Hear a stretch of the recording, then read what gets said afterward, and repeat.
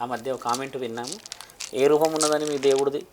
సర్వాంతర్యామి అని అంటారు, మరి చేతిలో గద పట్టుకొని వస్తారు, లేదంటే ఆయుధం పట్టుకొని వస్తారని కామెంట్ వచ్చింది ఒకటి. నేను చెప్పిన వీడియోలలోనే వచ్చింది కామెంట్. నేను అప్పుడు ఇంకొక ఆలోచనతో చెప్తూ ఉన్న సందర్భంలో అయితే ఆ మిత్రుడు అడిగిన ప్రశ్నకు జవాబు సమయం ఏంటంటే అమ్మా, దేవుడు సర్వాంతర్యామి, ఏ విధంగా అయినా రావచ్చునైనా. నీకు కనబడిన సమయంలో ఆయన సర్వాంతర్యామిగా కనబడితే నువ్వు తట్టుకోగలవా?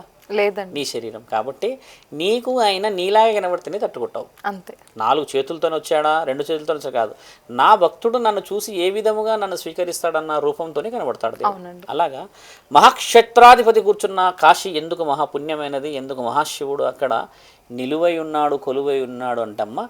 భూమండలంలో మొట్టమొదట పుట్టిన మహాక్షేత్రం కాశీ మాత్రమే. ఇంతవరకు మున్గని మహాక్షేత్రం కాశీ మాత్రమే.